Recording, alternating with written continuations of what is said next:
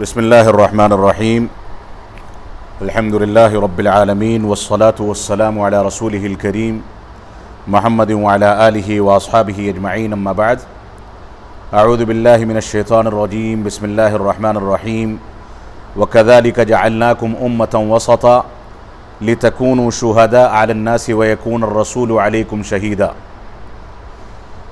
سورۃ البقرہ کی ایک آیت کریمہ آپ کے سامنے تلاوت کی گئی ہے، اور ہمارے لیے یہ بڑی خوشی کا موقع ہے اور بہت قیمتی موقع ہے، اور میں سمجھتا ہوں کہ یہ امت وسط، یہ اسی وسطیت کا تقاضا ہے کہ ہم آپس میں یہاں پر جمع ہوئے ہیں، ورنہ مختلف انداز کے مسالک ہمارے درمیان رہتے ہیں، زندگی گزارتے ہیں، اور ان میں افراط و تفریط ہے۔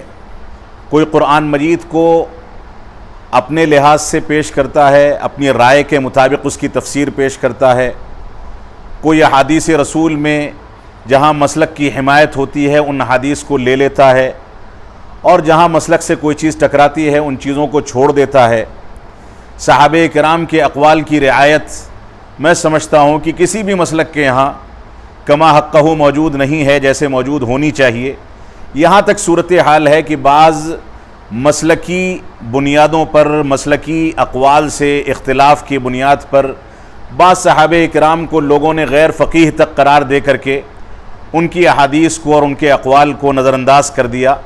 یہ ساری کی ساری افراط و تفریط کی شکلیں مسلمانوں کے مختلف مکاتب فکر کے اندر موجود ہیں، اور امت وسط جو ہے اس کا حقیقی حق ادا کرنے والی جو فکر ہے وہ سلفیت کی فکر ہے، اور اسی فکر اور اسی منہج اور اسی طریقے کو واضح کرنے کے لیے یہاں پر آج کا یہ درس رکھا گیا ہے کہ اعتدال اور وسطیت یہ سلفی منہج کا ایک طرۂ امتیاز ہے، ایک خصوصیت ہے۔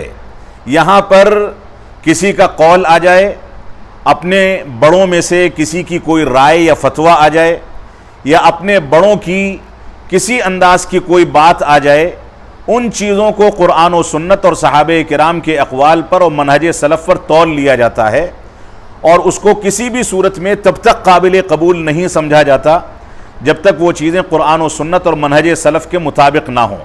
یہ طرۂ امتیاز ہے، یہی وسطیت ہے۔ اور جو آیت کریمہ آپ کے سامنے تلاوت کی گئی ہے اس میں اللہ رب العالمین نے بالکل واضح کر دیا وَكَذَلِكَ جَعَلْنَاكُمْ أُمَّةً وَسَطًا، کہ ہم نے تم کو امت وسط بنایا ہے، لِتَكُونُوا شُهَدَاءَ عَلَى النَّاسِ وَيَكُونَ الرَّسُولُ عَلَيْكُمْ شَهِيدًا۔ اللہ رب العالمین نے واضح کر دیا کہ اس وسطیت کا سب سے بڑا فائدہ کیا ہے، افراط و تفریط سے ہٹ کر کے درمیانی راستہ اختیار کرنا، تاکہ تم اس درمیانی اور وسطیت کے راستے کو، اعتدال کے راستے کو اختیار کرنے کے نتیجے میں لوگوں پر گواہ بن جاؤ اور رسول تم پر گواہ بن جائیں۔ یہ لوگوں پر گواہ بننے کی ضمانت قرآن مجید نے اسی مسلک و منہج کو دی ہے جو مسلک و منہج صحابہ کرام کی تعبیرات کو دنیا کے سامنے پیش کرتا ہے۔ وہی در حقیقت وسطیت کے دعوے داری کا حقدار ہے، اور اس کے علاوہ افراط و تفریط اختیار کرنے والے اپنے آپ کو امت وسط کہیں، یا اسلام کا سب سے بڑا داعی کہیں، یا کسی بھی لقب سے ملقب کریں، حقیقت میں ان کی عملی زندگی، ان کا طرز استدلال، اور اسی طریقے سے وہ کس انداز سے فتاوے جاری کرتے ہیں، کس انداز سے لوگوں کی رہنمائی کرتے ہیں، اس کی بنیاد پر ساری قلعی ان کی کھل جاتی ہے کہ کہیں ائمہ کے اقوال کو احادیث پر ترجیح دے دی جاتی ہے، کہیں آیات کو نظر انداز کر کے تفسیر بالرائے کو سامنے رکھتے ہوئے اپنی رائے کے مطابق اس کی تفسیر پیش کر دی جاتی ہے، کہیں صحابہ کرام کو سرے سے نظر انداز کر دیا جاتا ہے، اور کہیں تو یہاں تک نوبت آتی ہے کہ اپنے علماء اور ائمہ کے اقوال کو اللہ کے نبی صلی اللہ علیہ وسلم کے اقوال پر ترجیح دے دی جاتی ہے، اور یہاں تک کہا جاتا ہے کہ اگر کوئی قول ہمارے امام کا رسول کے قول سے ٹکرا جائے تو ایسی صورت میں رسول کے قول کی تعویل و توجیح کی جائے گی اور اس کا کوئی راستہ نکالا جائے گا۔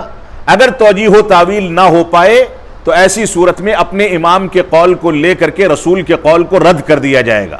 یہاں تک صورتحال موجود ہے۔ اس کے باوجود وسطیت کا دعویٰ ایسے مناہج کے بارے میں کوئی کرے تو حقیقت میں وہ راہ راست سے ہٹا ہوا ہے، اپنے دعوے میں جھوٹا ہے۔ تو وسطیت اور اعتدال یہ ترہ امتیاز ہے سلفیت کا، اور اسی بنیاد پر یہاں پر یہ موضوع رکھا گیا ہے۔ اللہ رب العالمین ہم کو وسطیت کو اختیار کر کے اس عظیم بشارت کو اختیار کرنے کا حقدار بنائے جس بشارت کو رب کائنات نے سورۃ البقرہ کی اس آیت کریمہ کے اندر ذکر کیا ہے، لِتَكُونُوا شُهَدَاءَ عَلَى النَّاسِ وَيَكُونَ الرَّسُولُ عَلَيْكُمْ شَهِيدًا، اسی موضوع پر کہ تم لوگوں پر گواہ بن جاؤ اپنے اعتدال اور وسطیت کی بنیاد پر، افراط و تفریط سے بچنے کی بنیاد پر، اور اعتدال اور وسطیت کی بنیاد پر تم لوگوں کی رہنمائی اس ڈھنگ سے کرو کہ تمہاری رہنمائی یا تمہاری گواہی کے نتیجے میں کسی کو اعتدال اور صحیح منہج کو اختیار کرنے کے مقابلے میں اور اعتدال کو اختیار کرنے کے نتیجے میں جنت کے راستے کا مستحق قرار دیا جائے، اور کسی کو اعتدال کے راستے سے ہٹے ہوئے ہونے کے نتیجے میں جہنم کے راستے کا پیروکار بتایا جائے۔ بلکہ بعض روایات میں اس طرح کی صراحت بھی موجود ہے۔ اسی آیت کریمہ کی شرح و تفسیر میں غالباً بعض مفسرین نے ان روایتوں کو ذکر کیا ہے جس میں اللہ کے نبی صلی اللہ علیہ وسلم فرماتے ہیں کہ تم امت وسط اس وجہ سے ہو تاکہ لوگوں کی گواہی دو کہ لوگ اعتدال کے راستے پر کس حد تک ہیں اور حق کو کس حد تک اپنایا ہے، اور تمہاری اس گواہی کی بنیاد پر ان کو جنتی قرار دیا جائے۔ اور راہ راست سے ہٹے ہوئے ہونے کے نتیجے میں تم اگر ان کو گمراہ قرار دیتے ہو اور قرآن و سنت اور منہج سلف کی بنیاد پر ان کے بارے میں یہ فیصلہ کرتے ہو کہ وہ راہ اعتدال سے ہٹے ہوئے ہیں، تو گویا ان کے بارے میں راہ اعتدال سے ہٹے ہوئے ہونے کے نتیجے میں جنت سے ہٹ کر کے کوئی راستہ ان لوگوں نے اختیار کر لیا، وہ راستہ ظاہر سی بات ہے جہنم کا یا گمراہی کا راستہ ہے۔ تو یہ وسطیت ہے، اس وسطیت کی بنیاد پر اور اسی وسطیت سے کی بنیاد پر آپسی میل ملاپ اور محبت کی بنیاد پر ہم یہاں جمع ہوئے ہیں۔ یہاں کسی امام کے کسی فتوے کو نقل کرنا مقصود نہیں، کسی کی رائے کو آپ کے ذہنوں پر تھوپنا مقصود نہیں، بلکہ وسطیت اور اعتدال کا ایک راستہ آپ کے سامنے پیش کیا جائے گا، جو راستہ حقیقت میں اسلام کی سچی ترجمانی ہے۔ اللہ رب العالمین ہم کو اس مسئلے کو، اس حساس مسئلے کو سمجھنے کی توفیق عطا فرمائے۔ ہمارے لیے خوشی کی بات ہے کہ ہمارے سامنے فضلاء موجود ہیں، جامعہ اسلامیہ سنابل کے فاضل گرامی نوجوان عالم دین، معروف داعی جو بمبئی کے مشہور داعی ہیں اور اس سے پہلے بھی اسی مقام سے آپ کو خطاب کر چکے ہیں، ہمارے بڑے بھائی ابو عبداللہ عنایت اللہ سنابلی مدنی حفظہ اللہ، جنہوں نے جامعہ اسلامیہ سنابل سے فضیلت کی ڈگری لی اور اس کے بعد کلیت الحدیث الشریف مدینہ منورہ سے انہوں نے فراغت حاصل کی۔ میدان عمل میں وہ کام کر رہے ہیں، متون علمیہ پر بڑے پیمانے پر انہوں نے خدمات انجام دی ہیں، مناہج جدیدہ پر ان کی اچھی نظر ہے اور اس پر ان کے دروس و محاضرات بلکہ کتابیں بھی موجود ہیں، دسیوں اور بلکہ بہت ساری کتابوں کے انہوں نے ترجمے کیے ہیں، تالیفات اور موضوعات موجود ہیں، مقالات موجود ہیں۔ ان کی علمی شخصیت سے ہم کو بھرپور فائدہ اٹھانا چاہیے۔ محاضرے کے بعد سوال و جواب کا موقع بھی دیا جائے گا۔ اسی طریقے سے ہمارے فاضل گرامی جو کہ عقیدے میں پی ایچ ڈی کر کے جامعہ اسلامیہ مدینہ منورہ سے فارغ ہوئے ہیں، ہمارے بڑے بھائی دکتور ارقم رئیس، یہ بھی جامعہ اسلامیہ سنابل کے فارغ التحصیل اور اس کے بعد مدینہ منورہ سے انہوں نے دکتورا کیا ہے، یعنی پی ایچ ڈی کی ہے عقیدے میں۔ یہ بھی میں سمجھتا ہوں کہ ہندوستان کے دو معروف اور مشہور چہرے، مجھ کو یہ مبالغہ آرائی نہیں کرنی چاہیے ان کے چہروں کے سامنے، لیکن کیونکہ میں اس ادارے کا ذمہ دار ہوں اور ایک ادارے کا ذمہ دار اپنے طلبہ یا اپنے یہاں کے فارغین کا تعارف پیش کرتے ہوئے دلوں کو چوڑا کرتا ہے، اس کو خوشی ہوتی ہے، مسرت ہوتی ہے۔ اس وجہ سے اللہ رب العالمین کی شکر گزاری کے تقاضے کے تحت یہ تھوڑی سی باتیں میں نے آپ کے سامنے رکھ دی ہیں۔ دو فاضل یہاں موجود ہیں، اخیر میں سوال و جواب کا سلسلہ ہوگا۔ آپ کے ذہن میں کوئی اشکال ہے، کوئی سوال ہے تو اس کو آپ پیش کر سکتے ہیں۔ اللہ رب العالمین آپ کو قرآن و سنت اور منہج صحابہ کا صحیح فہم عطا فرمائے اور اسلام کی سچی تعلیمات کی جانب رجوع کرنے کی توفیق عطا فرمائے۔ وصلی اللہ علی نبینا محمد وعلی آلہ وصحبہ وسلم، والسلام علیکم ورحمۃ اللہ وبرکاتہ۔ السلام علیکم ورحمۃ اللہ وبرکاتہ۔ الحمد للہ نحمده ونستعینه ونستغفره ونعوذ باللہ من شرور انفسنا وسیئات اعمالنا من يهده الله فلا مضل له ومن يضلل فلا هادي له واشهد ان لا اله الا الله وحده لا شريك له واشهد ان محمدا عبده ورسوله اما بعد فان خير الحديث كتاب الله وخير الهدي هدي محمد صلى الله عليه وسلم وشر الامور محدثاتها وكل محدثة بدعة وكل بدعة ضلالة وكل ضلالة في النار۔ اعوذ باللہ من الشیطان الرجیم، بسم اللہ الرحمن الرحیم۔ وَكَذَلِكَ جَعَلْنَاكُمْ أُمَّةً وَسَطًا لِتَكُونُوا شُهَدَاءَ عَلَى النَّاسِ وَيَكُونَ الرَّسُولُ شَهِيدًا عَلَيْكُمْ إلى آخر الآية۔ وقال النبي صلى الله عليه وسلم إذا سألتم الله فاسألوه الفردوس فإنه أعلى الجنة وأوسط الجنة ومنه تفجر أنهار الجنة إلى آخر ما قال النبي صلى الله عليه وسلم۔ صدر محترم فضیلت الشیخ محمد رحمانی بن عبدالحمید رحمانی حافظہ اللہ، برادر گرامی ڈاکٹر ارقم رئیس الدین حافظہ اللہ، آپ تمام قابل احترام بزرگوں، نوجوان ساتھیوں، عزیزوں، دوستوں، یہ مجلس اور اس طرح کی جو مجلسیں یہاں باقاعدگی کے ساتھ منعقد ہوتی رہتی ہیں، آپ محسوس کریں کہ یہ دعوت کے مشن کا سب سے زیادہ اہم اور بنیادی کام ہے۔ اس طرح کی مجلسوں کو تربیتی مجلس کا نام دیا جاتا ہے، علمی مجلس کا نام دیا جاتا ہے، جہاں ایک اچھے ماحول میں بیٹھ کر کسی منہجی موضوع پر گفتگو ہو، اس کے ما لہ ما علیہ کا تذکرہ ہو، دلائل ہوں، استدلال ہوں، اور پھر اس کے بعد سوالات اور جوابات کی مجلس بھی ہو۔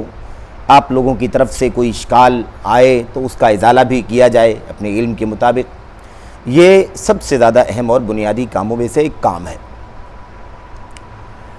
آج کے اس درس کے لیے جو عنوان منتخب کیا گیا اور اس کا اعلان بھی کیا گیا وہ ہے وسطیت اور اعتدال، سلفی منہج کا بنیادی امتیاز ہے۔ اس سلسلے میں بہت ساری باتیں ہیں، بہت سارے پہلو ہیں، بہت سارے گوشے ہیں، مستقل رسالے، مستقل کتابیں بھی ہمارے علماء نے، بڑوں نے لکھی ہیں، اور خود قرآن کریم اور اللہ کے نبی صلی اللہ علیہ وسلم کی سنت میں، امت کے سلف کی سیرت کے حوالوں میں بہت سارے ایسے دلائل، حوالے موجود ہیں جس کے ذریعے سے اس موضوع کو بہت اچھی طرح سے ہم واسٹ کر کے، کشادہ کر کے بھی سمجھ سکتے ہیں۔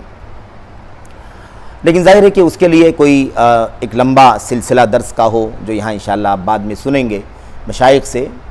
آج کی اس مجلس میں جو اصل گفتگو ہمیں آپ کے سامنے کرنی ہے وہ بنیادی طور پر اس سلسلے میں کرنی ہے کہ یہ جو دونوں الفاظ ہیں وسطیت اور اعتدال، اصل میں اس کا معنی ہے کیا؟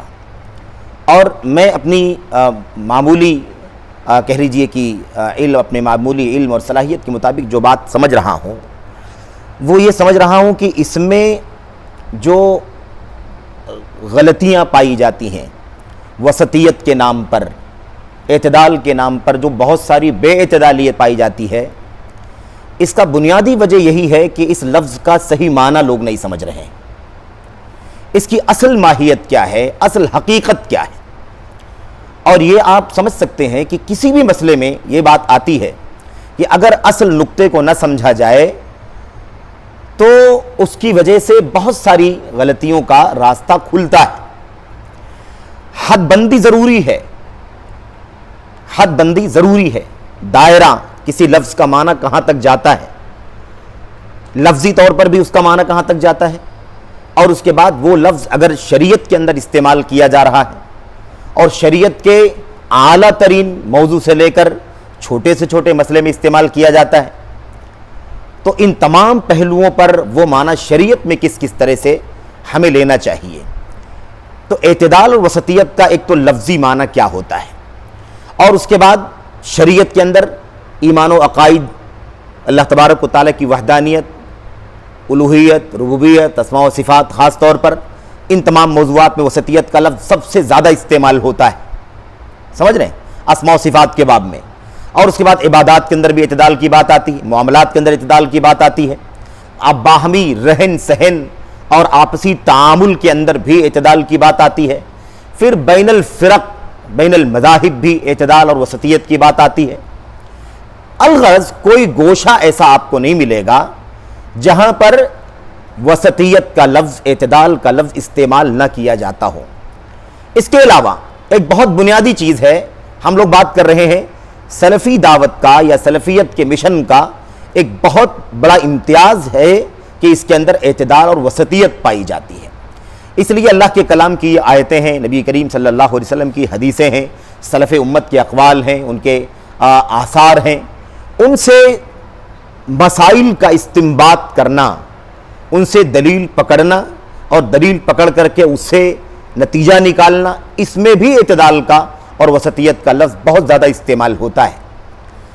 تو آپ یہ دیکھ رہے ہیں کہ یہ لفظی معنی اور اس کے بعد پوری شریعت میں اس کی رگوں میں، اس کی جڑوں میں داخل ہونے والا یہ لفظ یا داخل ہونے والے یہ الفاظ کتنی زیادہ اہمیت ہے اس بات کی کہ ہم سمجھیں اس لفظ کا معنی کیا ہے، اور جب لفظی معنی سمجھ میں آ جائے گا تو شریعت کے مختلف پہلوؤں میں یہ لفظ کس کس معنی میں استعمال ہوتا ہے۔ یہ جب تحدید اس کی ہو جائے گی تو پھر اعتدال کا لفظ بے اعتدالی کے ساتھ استعمال نہیں کیا جائے گا، وسطیت کا لفظ وسطیت سے نکل کر کے استعمال نہیں کیا جائے گا۔ بات جو خلاصے کی ہے وہ یہ ہے کہ آج جو حالات ہیں جو ہم نظر ڈالتے ہیں، اور میڈیا کے اس دور میں سمجھتا ہوں کہ کوئی چیز دور قریب کی رہ نہیں گئی ہے، ساری چیزیں قریب ہو گئی ہیں، تو اعتدال کا لفظ اور وسطیت کا لفظ جو ہے اس کا معنی سمجھنا سب سے زیادہ ضروری ہے، کیونکہ اعتدال کے لفظ سے ہی وسطیت کے نام پر ہی دنیا بھر کے فرقے، دنیا بھر کے مواقف، دنیا بھر کے سٹینڈز چل رہے ہیں۔ سب سے زیادہ سلفیت کے خلاف جو لفظ استعمال کیا جاتا ہے وہ تشدد کا استعمال کیا جاتا ہے، اور اس کے مقابلے میں جس لفظ کا استعمال بطور اپیل کیا جاتا ہے وہ اعتدال ہے۔ کہتے ہیں یہ جو سلفی حضرات ہیں، اہل الحدیث جو اپنے آپ کو کہتے ہیں، سلفی جو اپنے آپ کو کہتے ہیں، ان کے ہاں شدت پائی جاتی ہے۔ اعتدال ہونا چاہیے، اسلام میں وسطیت ہے، قرآن وسطیت کی تعلیم دیتا ہے، اس امت کو وسط کے لفظ سے، وسط کی صفت سے متصف کیا گیا ہے، اور پھر اگر یہ لوگ اپنے آپ کو اللہ کے دین کا، اسلام کا سب سے سچا علمبردار سمجھنے والے اہل حدیث اپنے آپ کو کہلاتے ہیں، تو ان کے یہاں وسطیت کہاں ہے، ان کے یہاں اعتدال کہاں ہے؟ ان کے یہاں تو تشدد پایا جاتا ہے، ان کے یہاں تو انتہا پسندی پائی جاتی ہے، یہ لوگ بدعت کا حکم لگاتے ہیں، یہ لوگ دائرہ اسلام سے خارج کرتے ہیں۔ اس میں الزامات بھی بہت سارے ہیں، بہت سارے الزامات بھی ہیں، لیکن کچھ چیزیں اصولوں کی ہیں۔ اچھا، اس طرح کی باتیں بہت ساری ہیں، آپ سمجھ لیں، اور اس پروپیگنڈے کا دائرہ اتنا زیادہ بڑھتا چلا جا رہا ہے، اور معاف کیجئے گا کہ ہم آپ میں سے بھی کچھ لوگ کبھی متاثر ہو جاتے ہیں اور وہ بھی اپنے علماء کو متشدد کہنا شروع کر دیتے ہیں، اور کہتے ہیں کہ یار فلاں صاحب کے یہاں یار بہت سختی پائی جاتی ہے، ان کی تقریریں ہم سنتے ہیں تو یار بہت زیادہ ان کے یہاں تشدد پایا جاتا ہے۔ وہ تو اتنا ایکسٹریم بات کرتے ہیں کہ کسی کو برداشت کرنے کے لیے تیار نہیں ہے۔ یہاں بھی اعتدال سے باہر نکل رہے ہیں لوگ۔ یہ تشدد کا لفظ استعمال کر لینا علماء اہل حدیث یا سلفی علماء کے خلاف یا سلفیت کے خلاف، سلفی مشن کے خلاف، یہ خود اعتدال کے باہر چیز ہے، یہ خود وسطیت کے خلاف چیز ہے۔ تو اس لیے میں یہ کہنا چاہتا ہوں کہ بہت زیادہ بے اعتدالی پائی جا رہی ہے وسطیت اور اعتدال کے لفظ کو، اس کے معنی کو، اس کے مختلف گوشوں کو نہ سمجھنے کی وجہ سے۔ اچھا، میں آپ کو یہ بات بھی بتاؤں کہ یہ جو مسئلہ زیادہ چل رہا ہے تشدد کا، عدم اعتدال کا، عدم وسطیت کا جو الزام لگایا جا رہا ہے یا یہ بات کہی جاتی، اس کے پیچھے بہت بڑی وجہ کیا معلوم ہے آپ کو؟ اس لفظ کا بالکل محدود معنی سمجھنا، وسطیت کا معنی بالکل شارٹ میں سمجھنا، اس کا ایک گوشہ سمجھنا، بہت ہی معمولی حصہ سمجھنا، اس کے جو اصل پہلو ہیں وہ نہ سمجھنا۔ اعتدال کا اصل جو معنی ہے اس کے ایک معمولی سے گوشے کو سمجھنا اور بقیہ سارے گوشوں کو چھوڑ دینا، یا اسے اس لفظ کے معنی کے دائرے میں نہیں رکھنا، یہ بنیادی وجہ ہے جس کی وجہ سے یہ بات عام طور پر بولی جاتی ہے۔ قرآن کریم کی آیت کریمہ آپ کے سامنے پڑھی گئی. آیت کریمہ سورۃ البقرہ کی ہے, مشہور آیت کریمہ ہے, بڑی عظیم الشان ہے. اللہ تبارک و تعالیٰ نے اس کے اندر کیا فرمایا؟ وَكَذَلِكَ جَعَلْنَاكُمْ أُمَّةً وَسَطًا. گفتگو کا سیاق پہلے سے ہے, اسی لیے وَكَذَلِكَ آیا ہوا ہے. اللہ تبارک و تعالیٰ فرماتا ہے اسی طرح سے جیسے پچھلی خصوصیات تمہاری ہیں, پچھلی باتیں جو تمہارے بارے میں آیتوں میں اللہ تعالیٰ نے فرمائی ہیں, اسی طرح سے ایک امتیاز تمہارا یہ بھی ہے کہ اللہ تبارک و تعالیٰ نے فرمایا ہم نے تمہیں امت وسط بنایا ہے, امت وسط بنایا ہے. اچھا, یہ لفظ وسط والا چونکہ اردو میں بھی استعمال ہو گیا ہے بہت زیادہ, وہاں سے بھی غلط فہمی بہت زیادہ ہوتی ہے. میں آپ کو صرف آج یہی بات مجھے کرنا ہے آپ کے سامنے کہ اس کا معنی کیا ہے, اس کا معنی کیا ہے اور کیا معنی نہیں ہے جو اس میں شامل کیا جا رہا ہے. اور اس کے بعد بس ایک دو چار مثالیں سرسری طور پر, کچھ دلائل اور نصوص کی مثالیں اور کچھ منظرنامے کی مثالیں آپ کے سامنے پیش کر کے بعد میں ختم کروں گا, پھر سوال و جواب کا مرحلہ شروع ہوگا. میں آپ کے سامنے یہ کہنا چاہتا ہوں کہ آپ اس آیت کریمہ کو اٹھائیں, اس مجلس کے بعد آپ قرآن کریم اٹھائیں, سورہ بقرہ کی آیت کریمہ کھولیں, کوئی بھی تفسیر کھول کر کے آپ اٹھا کر کے دیکھیں, تو آپ کو اس آیت کریمہ میں وسط کا معنی کیا ملے گا؟ وسط کا معنی کیا ملے گا؟ وسط کا معنی ہم لوگ بٹوین سمجھتے ہیں نا, مڈل سمجھتے ہیں, درمیانی راستہ. ایک طبقہ کہتا ہے یہ لے لو, دوسرا طبقہ کہتا ہے یہ لے لو. اب یہ جھگڑا ہو گیا ہے, وہ اس کو کہتا ہے لینے کے لیے, اس کو کہتا ہے لینے کے لیے, اس کو بھی چھوڑ دو, اس کو بھی چھوڑ دو, بیچ میں ایک راستہ نکال لو. یہی معنی ہے جو سب سے بڑا, سب سے زیادہ لوگوں کے دماغوں میں چلتا ہے وسط کے معنی میں. اور یہ معنی میں اگر سارے پس منظر کو, سارے اقوال کو, سارے آثار کو, سارے دلائل کو سامنے رکھ کر کے اگر میں خلاصے کی بات کہوں تو یہ میں کہہ سکتا ہوں کہ یہ معنی غلط ہے. یعنی وسط کا معنی صرف بٹوین لینا کیا ہے, یہ غلط معنی ہے. اب یہاں پر میں آپ کو وضاحت کرنا چاہتا ہوں کہ وسط کا معنی غلط کیوں میں کہہ رہا ہوں آپ کے سامنے. اس لیے کہہ رہا ہوں کہ اگر یہی جو آپ کے سامنے مثال پیش کی گئی کہ ایک طبقہ یہ چاہتا ہے, ایک طبقہ یہ چاہتا ہے, دونوں میں جھگڑا ہے, اب ہم کہیں کہ بھائی درمیانی راستہ نکال لو, اختلاف ختم ہو جائے, تو یہ دنیا کی کچہریوں کی مانڈولی تھوڑی نہ ہے. دنیا کی عدالتوں میں یا دو فریق کے درمیان کے جھگڑے کا بیچ کا راستہ تھوڑی نکال لینا, تھوڑا تو نظر انداز کر دے, تھوڑا تو نظر انداز کر دے, بیچ کا راستہ نکال لیتے, تھوڑا تم جبر کر دو, تھوڑا سا میں کسر کر دوں, بیچ کا راستہ نکال لیا جائے. اس طرح سے جو معنی لیا جا رہا ہے یہ معنی غلط ہے. بٹوین کا معنی پایا جاتا ہے اس کے اندر, لیکن وہ کس معنی میں پایا جاتا ہے وہ آپ سمجھیں گے تو آپ کے سامنے بات واضح ہو جائے گی. کہیں درمیانی راستہ لیا جائے گا, شریعت کے اندر کہیں درمیانی راستہ لیا جائے گا, اور وہاں وسط کا معنی درمیانی راستہ ہوگا, لیکن اس لیے نہیں لیا جائے گا بیچ والا راستہ, صرف اس لیے نہیں لیا جائے گا کہ ادھر بھی اختلاف ہے, یہ چاہتے ہیں لوگ یہ چاہتے ہیں, اس لیے دونوں کے درمیان اتفاق کی راہ نکالنے کے لیے بیچ والا راستہ لے لیا جائے. اس لیے بیچ والا راستہ نہیں لیا جائے گا اور اس کو وسط کا معنی نہیں دیا جائے گا, بلکہ اس لیے بیچ والا معنی لیا جا سکتا ہے کیونکہ وہ بیچ والا راستہ وسط اور اعتدال, وسطیت اور اعتدال کے اصل معنی پر فٹ ہوتا ہے, اس لیے اس کو لے لیا جائے گا. لیکن ہمیشہ بیچ والا راستہ ایسی کوئی بات نہیں ہے.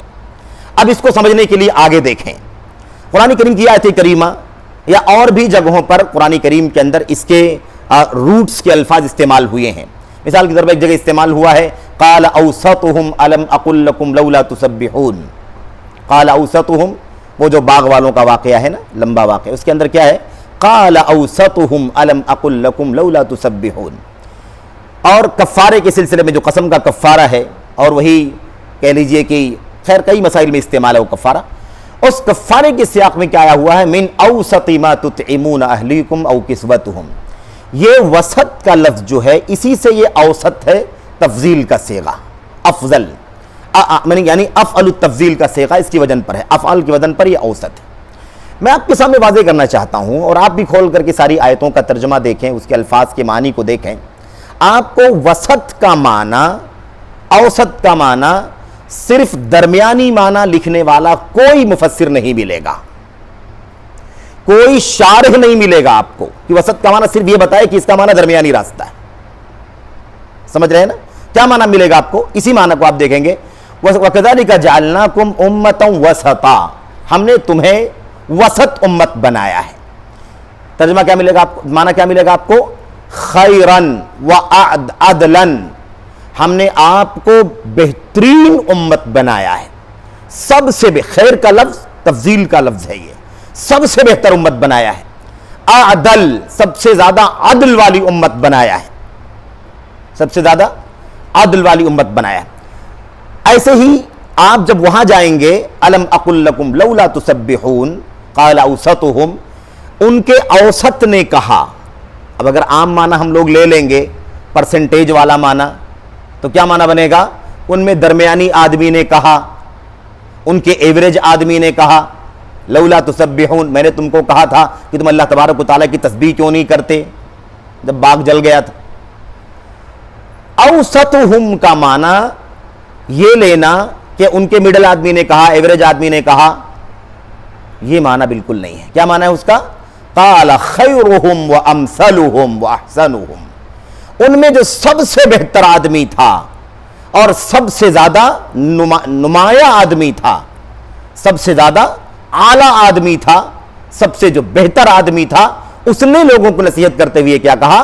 کیا میں نے تم سے نہیں کہا تھا کہ تم اللہ تبارک و تعالیٰ کی تسبیح کیوں نہیں بیان کرتے؟ ٹھیک ہے. ایسے ہی وہ جو آیت کریمہ ہم نے اشارہ کیا آپ کے سامنے, کفارے والی, قسم کے کفارے والی, اس کے اندر کیا ہے؟ من اوسط ما تطعمون اہلیکم او کسوتہم, کھانا کھلاؤ یا کپڑا پہناؤ. کھانا کون سا کھلانا ہے؟ من اوسط ما تطعمون اہلیکم او کسوتہم. اس میں ایک معنی آپ کو ملے گا کہ وہ مڈل کھانا جو تم کھاتے ہو, ایوریج کھانا جو عام طور پر لوگ کھاتے ہیں, عام طور پر تمہاری جو عادت ہے کھانے کی, عام طور پر کھاتے ہو, وہ کھانا تم کھلاؤ. لیکن دوسرا معنی آپ کو کیا ملے گا مفسرین کے یہاں؟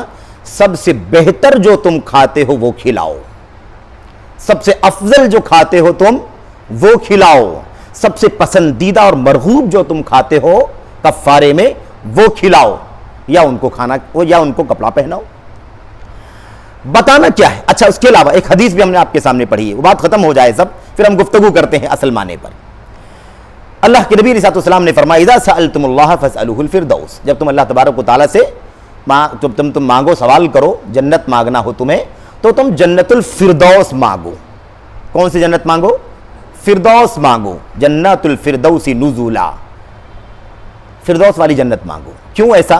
اللہ کے نبی نے فرمایا فإنہ اعلی الجنہ و اوسط الجنہ ومنہ تفجر انہار الجنہ, اس لیے کہ وہ جنت کا سب سے اعلیٰ درجہ ہے اور وہ جنت کا سب سے اوسط. اگر اس کو ہم نے بٹوین کا معنی لیا, ایوریج کا معنی لیا, مڈل کا معنی لیا, تو دونوں الفاظ ٹکرائیں گے کہ نہیں ٹکرائیں گے؟ اللہ کے نبی فرماتے ہیں سب سے اعلیٰ جنت ہے, اور پھر باجو والا لفظ کیا بتلاتا ہے؟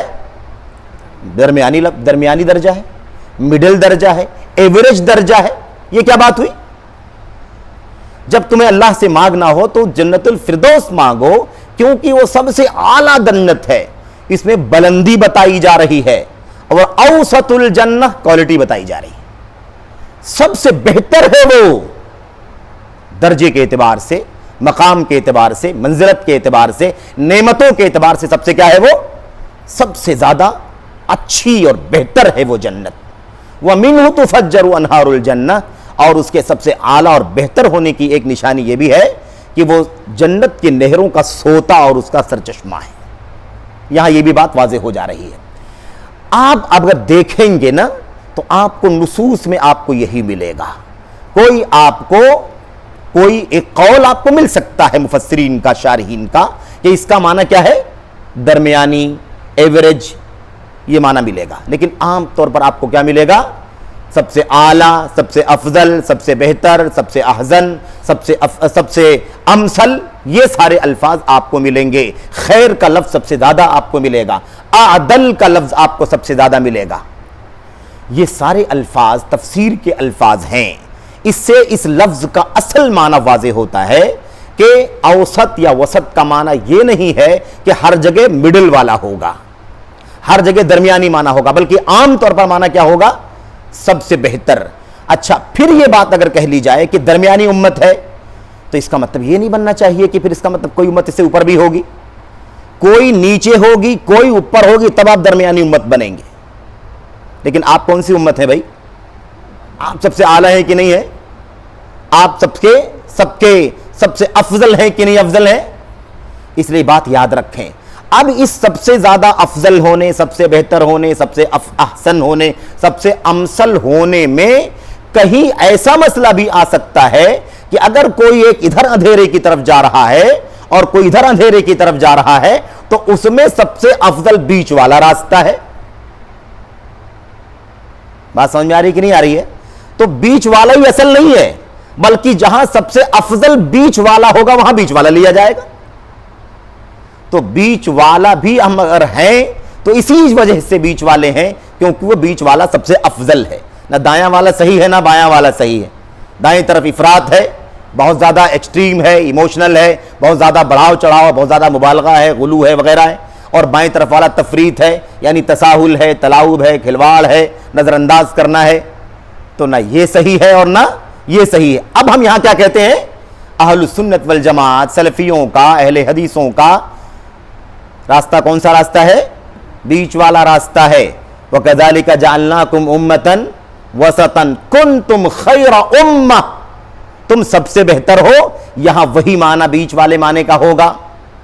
اب یہاں ہم لوگ بیچ والے کیوں ہیں؟ اس لیے کہ بیچ والا راستہ ہی سب سے افضل راستہ ہے، اس لیے ہم بیچ والے پر ہیں. بات واضح ہوگی کہ نہیں واضح ہو گئی؟ اس لیے یہ نظریہ ذہن سے نکل جانا چاہیے کہ ہم درمیانی امت ہیں. اس کا معنی یہی ہے کہ ہر جگہ درمیانی رہیں. درمیانی کہاں ہیں ہم؟ جہاں یہ نوبت آتی ہے کہ دائیں طرف والا بھی غلط، بائیں طرف والا بھی غلط. وَقِيلَ طَرَفَيْ قَصْدِ الْأُمُورِ ذَمِيمٌ. وَقِيلَ طَرَفَيْ قَصْدِ الْأُمُورِ ذَمِيمٌ. کہتے ہیں مڈل والا راستہ، میانہ راستہ، اس کو چھوڑ کر کے ادھر والا کنارہ دونوں قابل مذمت ہے. تو جب کسی مسئلے کے اندر دو فریق ہو جائیں، اب 2 سے بڑھا لو 3 ہو جائیں، 4 ہو جائیں، 10 ہو جائیں، حتیٰ کہ 73 کیوں نہ ہو جائیں، تو 73 میں سے بھی ہم کون سے رہیں گے بھائی؟ بیچ والا کہنا ہو کہہ سکتے ہو، لیکن بیچ والے کا معنی کیا ہوگا؟ سب سے افضل والا. نہ یہ فرقہ نہ یہ فرقہ نہ یہ فرقہ نہ یہ فرقہ، کوئی نہیں. اس لیے کہ یہ سب حق سے دور ہیں، بہتری سے دور ہیں، خیر سے دور ہیں. کوئی کم دور ہے، کوئی اس سے زیادہ، کوئی اس سے زیادہ، کوئی اس سے زیادہ. لیکن ان 73 میں سب سے زیادہ بہتر کون ہے؟ وہی جو نبی کے راستے پر، صحابہ کے راستے پر چلنے والا ہے. اس لیے ہم سب سے بہتر ہو گئے کہ نہیں بہتر ہو گئے؟ یہی معنی وسطیت کا ہے میرے بھائیوں. یہی معنی کس کا ہے؟ یہی معنی وسطیت کا معنی ہے. تو ہم درمیان والی بات وہاں کہیں گے جہاں پر اس کے کئی گوشے غلط ہوں، بیچ والا راستہ ہی سب سے درست راستہ ہو. اللہ کے نبی صلی اللہ علیہ وسلم نے صراط مستقیم بتلانے کے لیے کیا فرمایا؟ سورہ فاتحہ میں 3 راستے ہیں کہ نہیں؟ سورہ فاتحہ میں 3 راستے بتلائے گئے ہیں. 3 راستے. اهدنا الصراط المستقیم، صراط الذین انعمت علیہم، اس کے بعد کیا ہو گئی؟ غیر المغضوب علیہم ولا الضالین. 3 راستے ہیں. یہ مغضوب علیہم کا راستہ ہے اور یہ ضالین کا راستہ ہے. حالانکہ دونوں گمراہ ہیں. مفسرین کہتے ہیں دونوں گمراہ، لیکن یہ وصف ان کے لیے زیادہ مناسب تھا تو اللہ نے غضب والا کہہ دیا، اور یہ وصف ان کے لیے زیادہ مناسب تھا تو ضالین کہہ دیا. ورنہ 2 کے دونوں ضالین ہیں اور 2 کے دونوں اللہ کے غضب کے مارے. لیکن یہ وصف زیادہ انسب تھا وصف، تو یہاں پر غضب کی بات کہہ دی گئی، اور یہ وصف یہاں زیادہ مناسب تھا تو ضالین کہہ دیا گیا. اس کے بعد اللہ تبارک و تعالیٰ نے کیا فرمایا؟ نہ یہ راستہ دکھانا نہ یہ راستہ دکھانا. اب ہم دونوں باتیں کہہ سکتے نہیں کہہ سکتے ہیں؟ یہ غضب والوں کا راستہ ہے، یہ گمراہوں کا راستہ ہے، اور ہم بیچ والے راستے پر چل رہے ہیں. لیکن بیچ والا راستہ اس لیے کہ وہی سب سے افضل راستہ ہے، اس لیے بیچ والا راستہ ہمیں چاہیے. اللہ کے نبی صلی اللہ علیہ وسلم نے جب اس کو ڈائیگرام بنا کر کے سمجھایا تو کیا فرمایا؟ آپ نے فرمایا ھذا سبیل اللہ خط خطن، ایک لائن کھینچی اور کہا یہ اللہ کا راستہ ہے. اور اس کے بعد ادھر ادھر راستے بنائے، 2 خطین یا خطوطن فرمایا، دائیں بائیں کئی لائنیں. آپ نے بیچ والے پر رہ کر کہا ھذا سبیل اللہ، یہ اللہ کا راستہ ہے. اور اس کے بعد دائیں بائیں کی طرف اشارہ کیا اور آپ نے کیا فرمایا؟ یہ سب کے سب شیطان کے راستے ہیں، سبل ہیں. علی کل سبیل منہا شیطان یدعو الیہ، ہر ایک راستے میں سے، ان میں سے ہر راستے پر شیطان بیٹھا ہوا ہے، اپنی طرف بلا رہا ہے. جو ان کی بات کو سن لے گا قذفوہ فیہا، وہ اسی میں گھسیٹ کر کے اسے ڈال دیں گے جہنم میں. اب یہاں پر جو بیچ والی بات ہے، اتنا ہی دخل ہے بیچ کا، یاد رکھو. وسط کا معنی درمیانی صرف اسی معنی میں ہے کہ اگر حق بیچ میں ہے تو ہم بیچ والے ہیں، ورنہ جہاں حق ہے، جہاں سب سے افضل راستہ ہے، جہاں سب سے بہتر موقف ہے، جہاں سب سے زیادہ دلیلوں سے قریب ترین اسٹینڈ اور موقف ہے، عقیدے میں، عبادات میں، معاملات میں، اخلاق میں، سیاست میں، ہے نا، کسی بھی مسئلے میں، حلال و حرام میں، جہاں سب سے بہتر ہے ہم اسی راستے پر چلنے والے لوگ ہیں۔ اگر وہ کنارے بھی ہوگا تو وہی وسط مانا جائے گا، دائیں کنارے چلا جائے تب بھی کیا ہوگا، وہ وسط مانا جائے گا، بائیں طرف چلا جائے تب بھی وہ کیا مانا جائے گا، وسط مانا جائے گا۔ تو وسط کا معنی کیا ہے؟ سب سے زیادہ عدل والا راستہ، سب سے زیادہ عدل والی امت، سب سے زیادہ خیر والی امت، سب سے زیادہ حق پر چلنے والی امت۔ ہم نے تم کو امت وسط بنایا ہے، ساری امتوں سے تمہیں الگ تھلگ بنایا ہے، سب سے بہتر بنایا ہے، سب سے افضل بنایا ہے، سب سے زیادہ امثل بنایا ہے، سب سے زیادہ راہ راست پر چلنے والا بنایا ہے، جن کے یہاں افراط نہیں، تفریط نہیں، جن کے یہاں کسی بھی طرح کا انحراف نہیں، جن کے یہاں کسی طرح کی پچھلی امتوں کی گڑبڑیاں نہیں پائی جاتی، سب سے ان کو ممتاز اللہ تبارک و تعالی نے رکھا ہے۔ تو اب یہی بات قرآن کی آیتوں کی تفسیر میں آپ کو ملتی ہے کہ وسط کا، اوسط کا معنی سب سے افضل، بہتر، امثل ہے، یہی معنی حدیث کے اندر ہے۔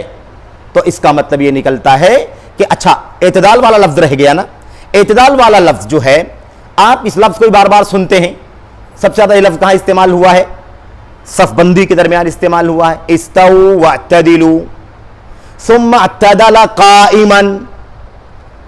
اللہ کے نبی علیہ السلام کھڑے ہو گئے نماز میں اور اعتدال کے ساتھ کھڑے ہو گئے۔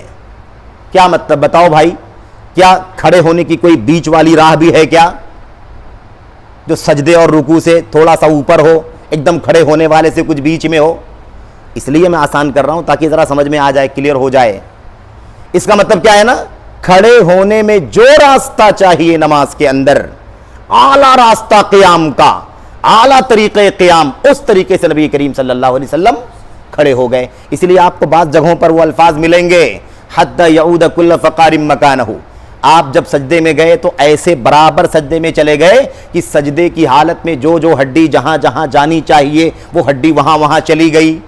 آپ رکوع میں گئے تو آپ ایسے رکوع میں گئے کہ رکوع کی حالت میں وہ رکوع جو سنت کا رکوع، نبی کا رکوع ہے، آپ نے رکوع ایسے کیا کہ ساری ہڈیاں رکوع میں وہاں وہاں چلی گئی جہاں جہاں ہونی چاہیے۔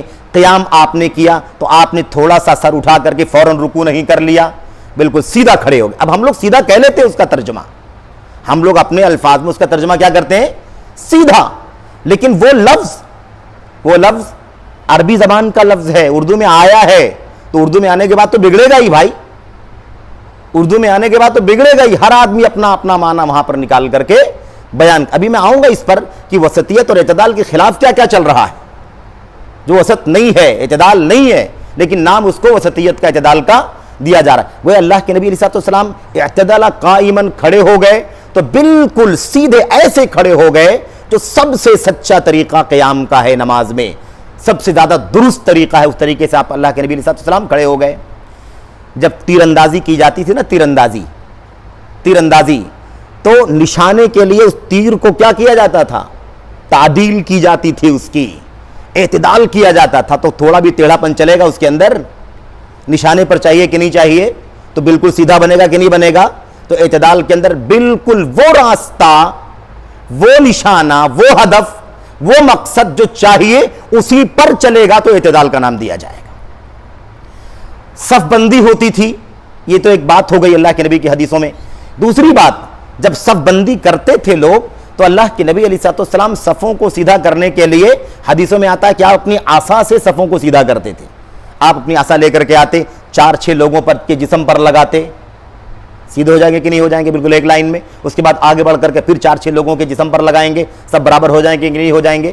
ایسے پوری صف میں چل چل کر کے اللہ کے نبی اگر اپنی عصا کے ذریعے سے اگر صف سیدھی کریں گے تو بالکل ایک دم سیدھی ہو جائے گی کہ نہیں ہو جائے گی؟ تو بالکل سیدھا والا جو راستہ ہے وہی اعتدال کا راستہ ہے۔ سمجھ رہے ہیں نا؟ اعتدال کا معنی اس کے اندر گنجائش کہاں سے لائی جاتی ہے، سمجھ سے باہر ہے۔ اعتدال کا لفظ کسی بھی طرح سے، وسط کا لفظ تو ٹھیک ہے، درمیانی معنی اس کے اندر پایا بھی جاتا ہے، لیکن اعتدال کے لفظ کے اندر عدل سے بنا ہوا لفظ ہے افتعال کا، اس کے اندر کوئی سرے سے گنجائش نہیں تھوڑے سے بھی ٹیڑھے پن کی، ایک دم بیچ والا سیدھا والا راستہ، ایک دم سیدھا والا راستہ جو ہے وہ کیا ہے؟ وہ راستہ اعتدال کا راستہ ہے۔ تو اب یہ بات آپ کی سمجھ میں آ جانا چاہیے کہ امت وسط کا معنی یہ نہیں ہے کہ ہم ہر جگہ بیچ میں ہی چلیں گے، بیچ میں وہاں چلنا ہے ہمیں جہاں سب سے افضل بیچ والا ہے، جہاں حق بیچ میں ہے۔ کہتے ہیں نا یہ افراط ہے، یہ تفریط ہے، یہ غلو ہے اور یہ تلاعب اور تساہل ہے، والحق بینہما، یہ بھی غلط ہے اور یہ بھی غلط ہے، حق دونوں کے بیچ میں ہے۔ تو اگر درمیان والا راستہ حق اور باطل، اب دو باطل کے بیچ میں حق والا راستہ ہے درمیان میں، تب تو ہم وسط کہیں گے اپنے آپ، سمجھ رہے ہیں نا؟ اس لیے ایک نقطہ آپ سمجھ لیں کہ ہم امت وسط ہیں، اس معنی میں کہ درمیانی امت ہیں، اگر یہ معنی ہم سمجھتے ہیں، کیونکہ یہ ایک معنی ہے اس کا، ہم نے کہا جزوی طور پر اس کا ایک معنی ہے، ورنہ اکثریت مفسرین کی شارحین کی کیا معنی بتلاتی ہے؟ سب سے زیادہ سیدھا، سب سے زیادہ درست، افضل، احسن، امثل۔ درمیانی معنی صرف اور صرف کہاں ہوگا؟ امت وسط کا، امت اعتدال کا درمیانی معنی کب لیا جائے گا؟ صرف اس وقت لیا جائے گا جب دو طرف یا اس سے زیادہ اطراف میں باطل ہو، غلط ہو، اور بیچ والا راستہ ہی حق راستہ ہو، تو ہم کہیں گے ہم امت وسط ہیں، یعنی بیچ والی امت ہے۔ تو افراط و تفریط کے درمیان تو ہم بیچ والی امت ہیں، لیکن ہر جگہ بیچ والی امت نہیں ہے۔ ہر جگہ کیا ہے؟ افضل ترین امت ہیں۔ اگر افضل بیچ میں ہے تو ہم بیچ والے بھی ہیں۔ بات واضح ہو گئی کہ نہیں ہو گئی؟ اب میں آپ کو بتاؤں کہ جب ہم یہ کہتے ہیں، ہمارے اسلاف عام طور پر کہتے ہیں، کتابوں میں لکھتے ہیں کہ ہم امت وسط ہیں، درمیانی امت ہیں، تو کہتے ہیں بین غلو و تفریط، غلو والے نہیں ہیں، تفریط والے نہیں ہیں، تب درمیانی امت بنتی ہے۔ اس لیے ایسے آپ ایک لفظ کو ایک معنی میں استعمال ہر دم نہ کریں کہ ہر جگہ بیچ والا راستہ۔ اسی غلطی نے لوگوں کو بیچ والے راستے پر ڈال دیا ہے۔ کہتے ہیں یہاں یہ جھگڑا، بیچ والا راستہ لے لو، نہ یہ کرو نہ یہ کرو۔ سمجھ رہے ہیں نا؟ یہ مشکل اسی لیے پیدا ہوئی ہے۔ اب ہر آدمی بیچ والا راستہ نکالتا ہے اور اپنے آپ کو امت وسط ثابت کرنے کی کوشش کرتا ہے۔ اعتدال کا لفظ اتنا زیادہ غلط استعمال کیا جا رہا ہے اور کیا گیا ہے، اب آج وسطیت کا معنی، اعتدال کا معنی لوگ یہ لیتے ہیں، یہ وہ معنی ہے جو قرآن کے الفاظ کے معنی کے اعتبار سے اور قرآن کریم کی تفسیر میں، اور یہ جو باتیں ہم نے آپ کے سامنے کہی ہیں، یہ آپ کھولیں گے تو ابن عباس، مجاہد، قتادہ، سدی، فلاں فلاں فلاں فلاں صحابہ مفسرین، تابعین مفسرین کے سارے اقوال آپ کو ملیں گے کہ وسط کا معنی سب سے افضل، سب سے بہتر، سب سے احسن، یہ معنی آپ کو ملے گا۔ یہ منمانی نہیں ہے کہ اپنی طرف سے کوئی بات کہی جا رہی۔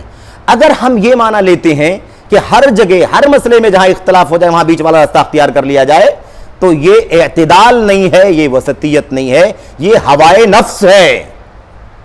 یہ کیا ہے؟ نفس پرستی ہے کہ آپ کا مقصد وہاں بیچ میں نکل رہا ہے تو آپ اپنا مقصد نکالنے کے لیے بیچ والا راستہ اختیار کر رہے ہیں۔ ایسا کچھ بھی نہیں ہے۔ اب جو یہ بیچ والی جو بات ہے یہ واضح ہو جائے کہ ہم بیچ والی امت کب ہیں؟ افراط تفریط کے بیچ میں، دو باطل کے بیچ میں، دو غلط کے بیچ میں، جو دو انحراف کے بیچ میں، وہاں ہم بیچ والی امت۔ اس کی ایک موٹی سی مثال دے کر کے بات آگے بڑھا لیتے ہیں۔ اللہ تبارک و تعالیٰ کے اسماء و صفات کے بارے میں دکتور بیٹھے ہوئے ہیں، یہ اس کے متخصص ہیں الحمدللہ۔ اسماء و صفات کے باب میں جتنے فرقے، بدعتی فرقے کہلاتے ہیں، فرق ضالہ، فرق مبتدعہ، معطلہ، مشبہہ، مبصلہ، جہمیہ، اشاعرہ وغیرہ وغیرہ، دنیا بھر کے فرقے ہیں۔ یہ سارے فرقے کیا ہیں؟ یہ گمراہ فرقے ہیں۔ اور جب گمراہ کہا جائے تو گمراہ کا مطلب جہنمی نہیں ہوتا۔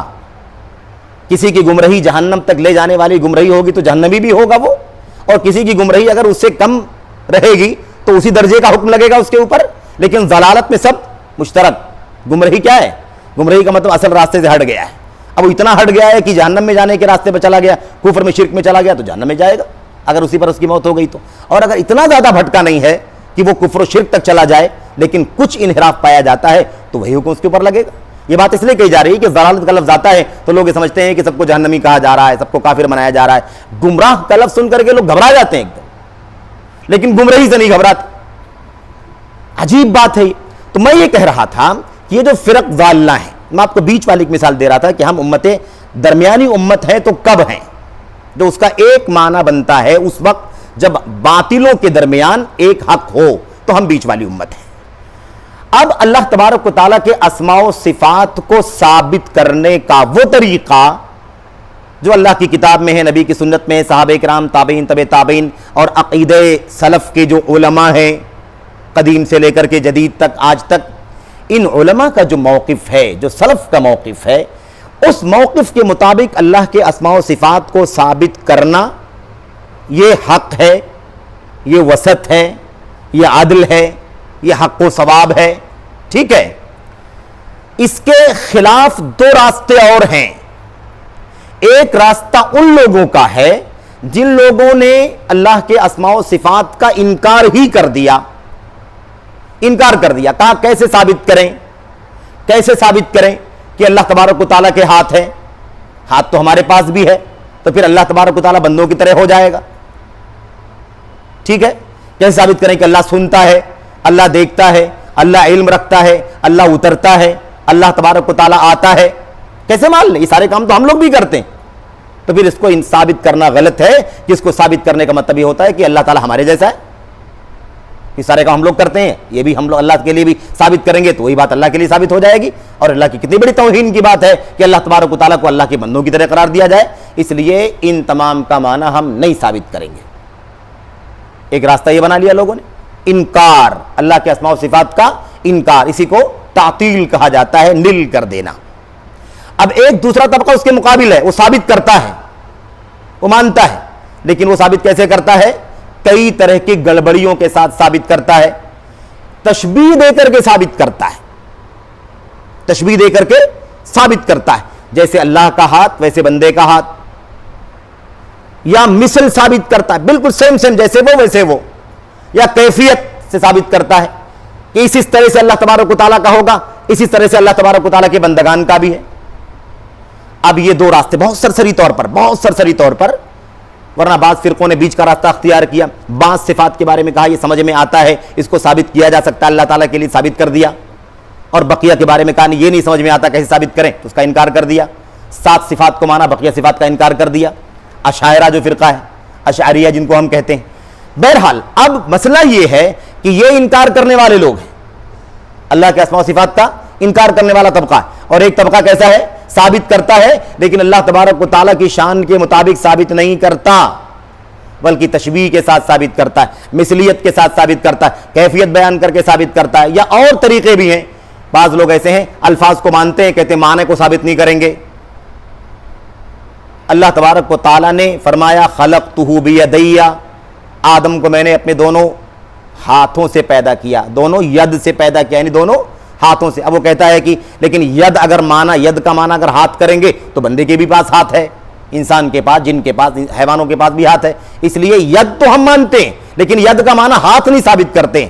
پھر مانا کیا ہے؟ اللہ جانتا ہے اس کا مانا کیا ہے، اس کا مانا اللہ کے حوالے۔ ہم خالی یہ ثابت کریں گے اللہ نے اپنے دونوں ید سے آدم کو پیدا کیا، یہ بھی انحراف کا راستہ ہے۔ تو ایسے اور بھی راستے نکلیں گے۔ تو اب 1 2 3 4 5 10 20 جتنے بھی فرقے بن گئے ہوں، ان سب سے ہم الگ تھلگ ہیں۔ ہمارا راستہ کون سا ہے؟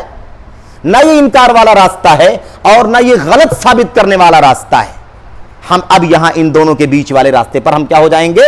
امت وسط ہو جائیں گے۔ یہ انکار کرنے والا ہے، ہم انکار کرنے والے بھی نہیں ہیں، اور یہ غلط ثابت کرنے والا، ہم غلط ثابت کرنے والے بھی نہیں۔ تشبیہ کے ساتھ میں ہم کیسے ثابت کرتے ہیں؟ اللہ تبارک و تعالیٰ کی سارے اسماء و صفات کو ثابت کرتے ہیں، ویسے ثابت کرتے ہیں جیسے اللہ کی شان ہے۔ جب اللہ کی ذات ہماری ذات سے کے مشابہ نہیں ہے، ہم مانتے ہیں، تو اللہ کی صفات اور اس کے نام ہمارے مشابہ کیسے ہو سکتے ہیں؟ جیسے اللہ کی ذات کسی کے مشابہ نہیں، ایسے اللہ کی صفات کسی کے مشابہ نہیں۔ جیسے اللہ کی ذات اس کی شان کے مطابق، ایسے اللہ تعالیٰ کی صفات اس کی شان کے مطابق۔ نہ ذات میں کوئی مشابہت ہے، نہ صفات میں کوئی مشابہت ہے۔ تو ہم بیچ والا راستہ، اب یہاں پر ہم کیا کہیں گے؟ یہاں یہ تفریط ہے، انکار، اور یہاں یہ افراط ہے، تشبیہ دے کر کے ثابت کرنا۔ تو ہم کیا کہتے ہیں؟ ہم افراط اور تفریط کے بیچ والے راستے پر چلتے ہیں۔ تو ایسے معاملات میں ہم بیچ والا کہیں گے۔ اور ہم نے شروع میں بھی کہا تھا کہ بیچ والا صرف اس لیے نہیں کہ ہم ادھر ادھر کے بجائے بیچ کا راستہ نکالتے ہیں، اس لیے کہ حق بیچ میں ہے۔ حق کہاں ہے؟ یہاں بیچ والے ہم کیوں ہیں؟ کیونکہ حق ہی بیچ میں ہے نا۔ یہ بھی باطل ہے، یہ بھی باطل، حق کہاں ہے؟ بیچ میں۔ اس لیے ہم ایسے موقعوں پر ہم یہ بات کہتے ہیں کہ ہم کیا ہیں؟ ہم امت وسط ہیں، یعنی ہم درمیانی امت ہیں۔ تو جہاں باطلوں کے درمیان حق ہو وہاں ہم درمیانی امت ہیں، اس لیے کہ وہی سب سے افضل والا راستہ ہے، سب سے بہتر راستہ ہے، حق راستہ وہی ہے، اس لیے ہم لوگ بیچ والی امت ہیں اس مسئلے میں۔ ورنہ جہاں بیچ کا معاملہ نہیں ہوگا وہاں پر ہم حق والے راستے پر ہیں، چاہے وہ حق بیچ میں ہو، دائیں ہو، بائیں ہو، کہیں بھی ہو، یا کہیں کوئی بھی ماننے والا نہ ہو، تب بھی ہم کس پر چلیں گے؟ حق پر چلیں گے۔ تو امت وسط کا معنی یہ ہوتا ہے۔ اب میں آپ کو ایک دو باتیں اور آپ کے سامنے عرض کرنا چاہتا ہوں کہ دیکھیں اللہ کے نبی علیہ السلام کے دین کے اندر یہ تو ایک عقیدے کی مثال ہوئی اسماء و صفات کے باب کی، عبادات کے اندر بھی ہم درمیانی ہیں۔ ایک ہے جو عبادت سرے سے چھوڑ دے، اور ایک ہے جو عبادت ایسی کرے کہ پوری رات جاگتا رہے، ہمیشہ روزہ رکھے، شادی نہ کرے اپنے، ہے نا، عورتوں سے کنارہ کش ہو جائے۔ تو اب دونوں راستے غلط ہیں کہ نہیں غلط ہیں؟ وہ حدیث آپ جانتے ہیں، اسے اشارہ کرنا ہے۔ اللہ کے نبی نے کیا فرمایا تھا؟ آپ نے فرمایا تھا اصلی و ارقد، میں سوتا بھی ہوں اور نماز بھی پڑھتا ہوں، واصوم و افطر، نماز روزہ بھی رکھتا ہوں، کبھی نہیں بھی رکھتا ہوں، چھوڑ بھی دیتا ہوں، واتزوج النساء، اور عورتوں سے نکاح بھی کرتا ہوں۔ تم لوگ جو دو فریق بن گئے، دونوں غلط۔ ایک پوری رات جاگے، نماز پڑھتا رہے، سوئے ہی نہیں، غلط۔ اور ایک آدمی پڑھے ہی نہیں نوافل، وہ بھی غلط۔ سمجھ رہے ہیں نا؟ ایک آدمی روزہ رکھے ہی نہیں اور ایک آدمی مسلسل روزہ ہی رکھے، کبھی افطاری نہ کرے۔ سمجھ رہے؟ ایک آدمی شہوت ہی میں ڈوبا رہے اور ایک آدمی سرے سے نکاح ہی نہ کرنے کی بات کرے۔ تو ایسے موقع پر ہم بیچ والے ہیں۔ کیوں بیچ والے ہیں؟ راستہ نکالنے کے لیے نہیں، اس لیے کہ حق ہی بیچ میں ہے۔ حق کہاں ہے؟ بیچ ہے۔ سب سے افضل راستہ بیچ والا یہاں ہے، اس لیے ہم بیچ والے ہیں۔ ورنہ ہم امت خیار ہیں، امت عادل ہیں، امت احسن ہیں، یا امت امثل ہیں۔ یہ ہماری پہچان ہے، ہماری شان ہے۔ اس لیے اس بات کو یاد رکھیں۔ آج اس اعتدال اور وسطیت کے لفظ کا اتنا بیجا استعمال کیا جا رہا ہے۔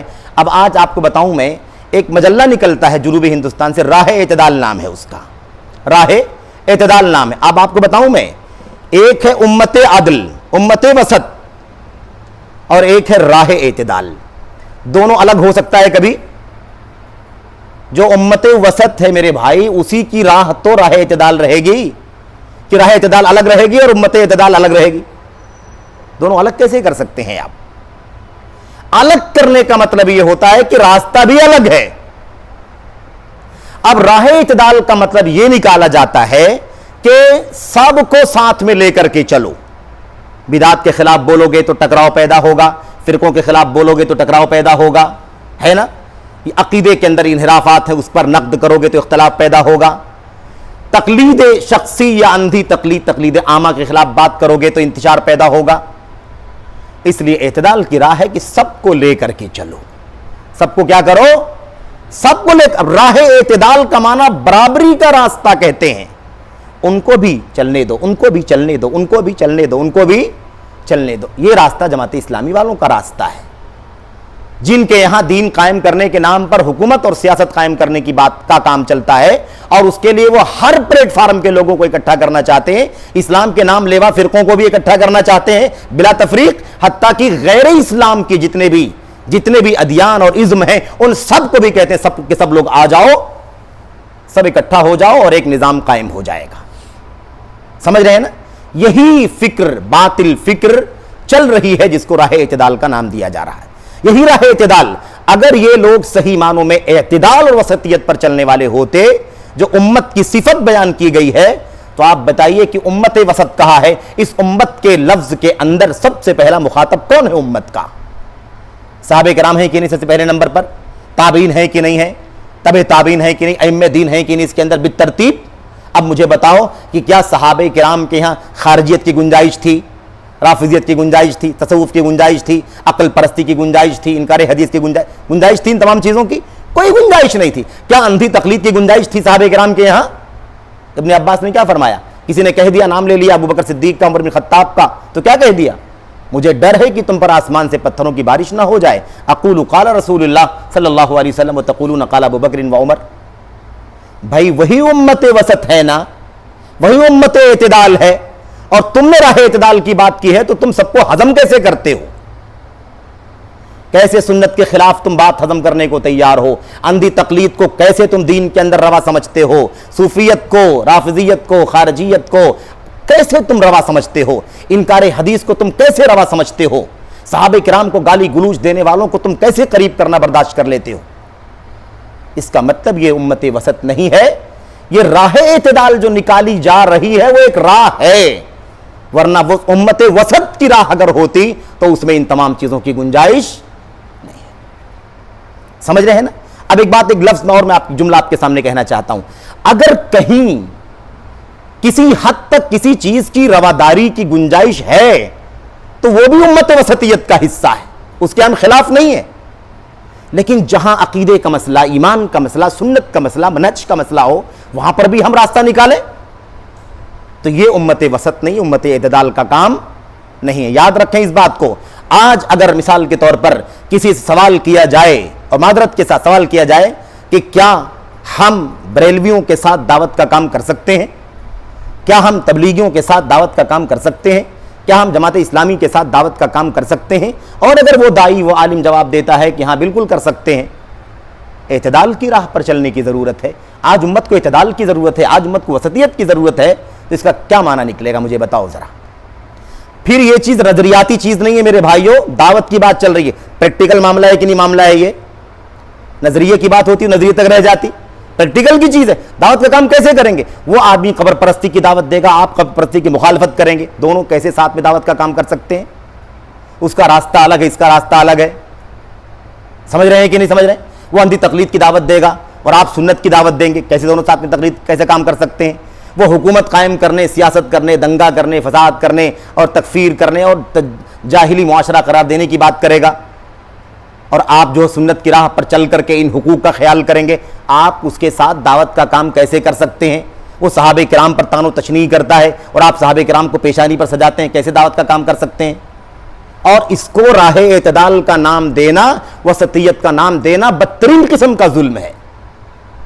یعنی سارے باطل کو گڈمٹ کر لیا جائے حق کے ساتھ اور کہا جائے اعتدال کا راستہ ہے۔ غلط ہے کہ نہیں غلط ہے؟ امت وسط کا پہلا مخاطب نبی کے سب سے پہلا مصداق کون ہے؟ اللہ کے نبی کے صحابہ تابعین ہیں۔ دیکھو ان کی زندگی کو، ہم تو بعد میں آئے 14 صدیوں کے بعد، اس امت کا حصہ بنے، لیکن پہلا طبقہ صحابہ تابعین کا ہے کہ نہیں ہے؟ وہ امت وسط ہے۔ دیکھو نا امت وسط کیسے رہی ہے۔ یہ راہ اعتدال جس کی آج بات کہی جا رہی ہے، کیا یہ راہ اعتدال ان کے یہاں پر تھا؟ تو یہ ایک نکالی ہوئی راہ ہے، اور اعتدال کے لفظ سے برابر سرابر کرنے کی بات کہی جا رہی ہے؟ نہیں، بالکل نہیں، اس کی کوئی گنجائش نہیں ہے۔ میں آپ کو آخری بات بتاؤں میں اس سلسلے میں کہ آپ یہ سمجھیں کہ راہ اعتدال کی جو بات ہے، وسطیت کی جو بات ہے، اس حوالے سے ایک بہت بڑا عجیب و غریب، وہ جو بیچ والی راہ کی بات تھی نا، درمیانی راہ کی بات، اس پر بات ہو چکی کہ حق ہے تو درمیان میں ہم ہیں، کوئی بات نہیں ہے، لیکن جو راستہ نکالنے کی بات کہی جاتی ہے، عجیب و غریب اعتدال پایا جاتا ہے لوگوں کے یہاں، عجیب و غریب وسطیت۔ آج افسوس کرنا پڑتا ہے کہ اہل حدیثیت کے نام پر، اہل حدیثوں کے بیچ میں رہنے والے بہت سارے لوگ جو برسوں سے اپنے آپ کو اہل حدیث بھی کہتے ہیں، عجیب افراط اور تفریط کا کام کر رہے ہیں، افراط و تفریط کا راستہ پکڑے ہوئے ہیں۔ وہاں پر اعتدال کی ضرورت ہے، وہاں پر بیچ والا راستہ چلنے کی ضرورت ہے، لیکن اعتدال اور بیچ والا راستہ کیا ہوگا اس سے، اس کے معنی سے بالکل غافل ہیں۔